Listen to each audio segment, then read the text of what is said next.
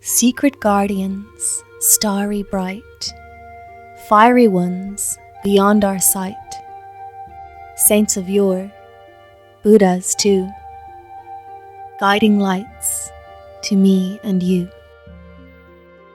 Chapter 15. Belfast, Northern Ireland, Ardoyne District. Byrne Residence. May 1999. I awoke with a start, trying to get my bearings. Where was I? Still in Anna's guest room, I realised. But where had I been? Astounding dreams. It seemed as if I'd been dreaming of my father when he was a soldier, a horrific combat scene. Then another, his meeting of my mother as a girl in Taipei. Though they were both young, I had recognised them immediately from the old photos in Mola's possession. I'd been completely immersed in the worlds, first Vietnam and then Taiwan. I'd lived the scenes through Sean Byrne's very own senses. I'd witnessed everything he saw through his own eyes. I'd felt his feelings and thought his thoughts as if I was him. I'd been both watching and participating as if I had a window into the hearts and minds of all the actors. This was no dream. It was real history. Years after my father was abducted along with my mother and brother, I had been taken by angels, I'm sure, to meet him, most personally, for the first time. It didn't matter when or that he was a soldier.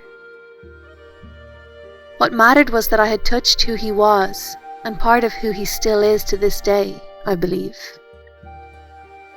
Looking back, the experience was mind-bending, but also clear as crystal.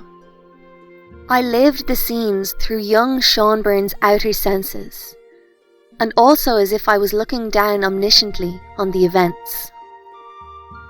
It's hard to explain. After all, omniscient and first-person points of view are two distinctly separate things. Except, apparently during my journeys into the Akashic realm. I'm not versed in physics, so I can only guess that the Akashic is a realm beyond our human one, where the rules of time and space don't apply. I'm speculating way too much, but there's one thing of which I feel certain. These Akashic experiences, a number of which I have yet to chronicle, as these are just the first, are precise, highly nuanced records of things that really happened. They are not dreams. In them, I live through what the people did at the time. In this case, my father and the river of emotions flowing through him during that night ambush and later, in Taipei, when he met the girl who would become my mother.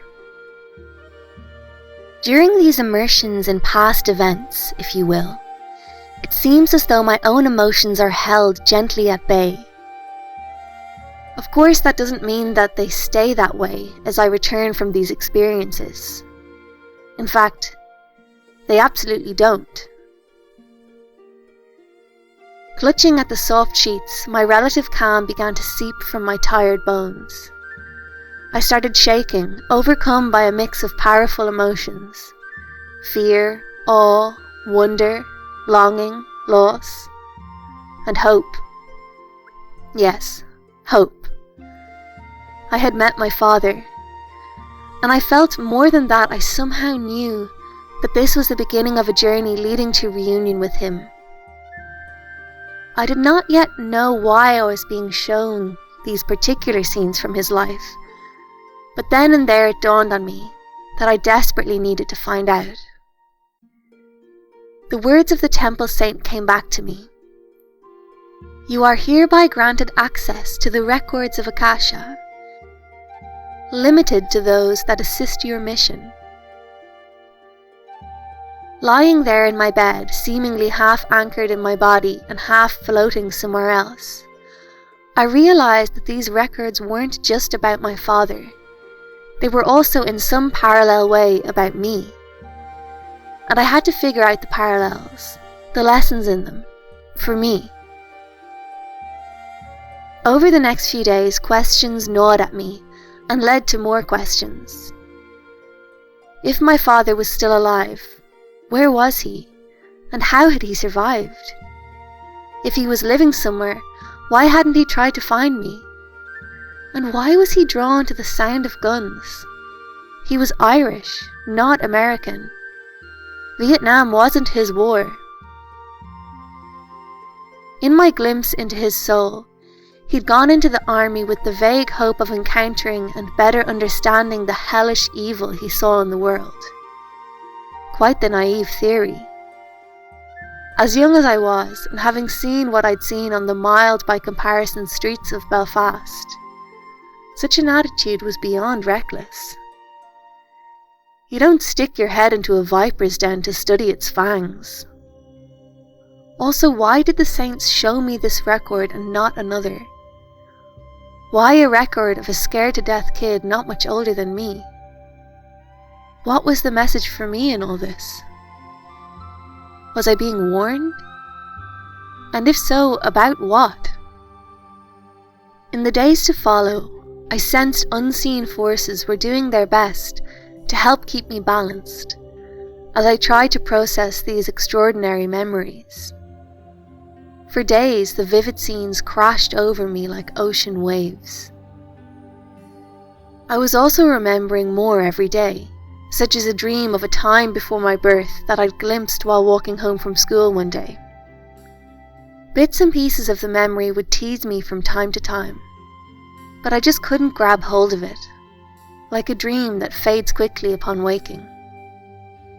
Then one day, as I was walking home from school, the vision returned, clear and complete. I found myself standing in a blinding sunlit meadow, painted by wildflowers. A fiery mist arose, not unlike the foggy dew common to Irish mornings. It was luminous, as if there were tiny flames within each droplet of dew.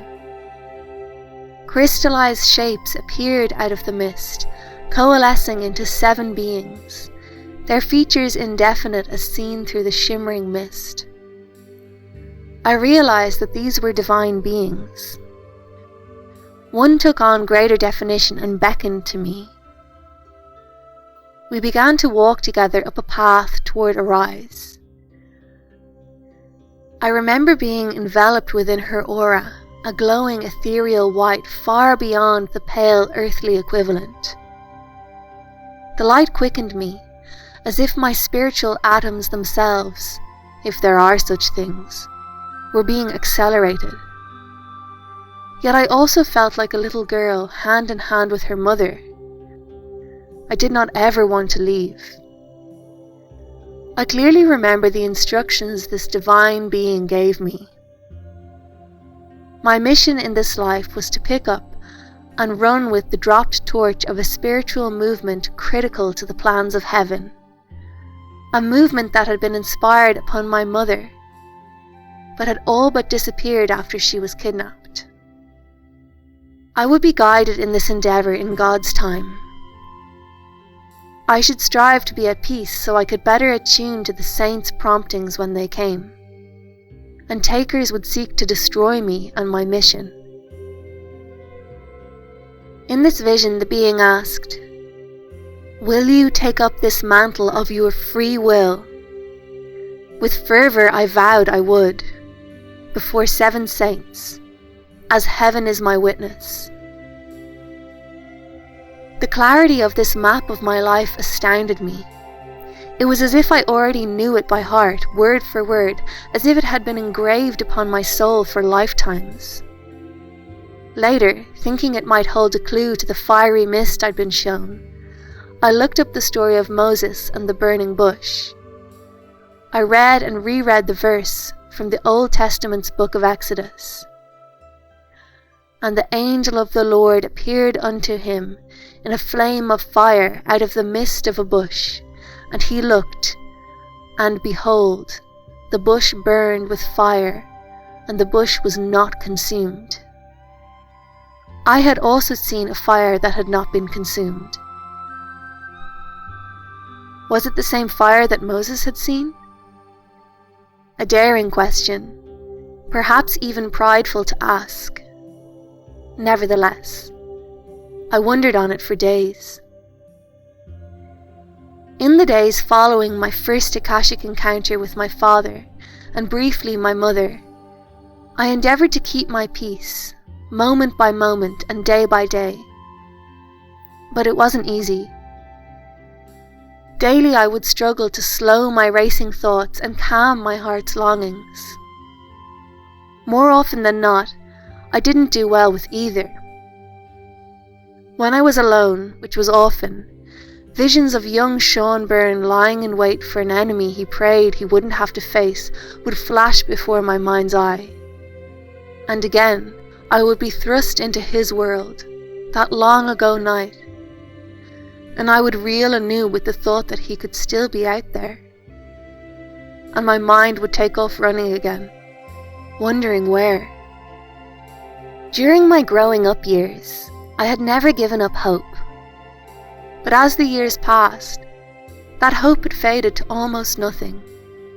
It had been kept alive barely by my nightly prayers for him and my mother and brother. But something had changed. I sensed he was out there, somewhere. I just didn't know where. And the unknowing tore at me like an old wound that had been reopened.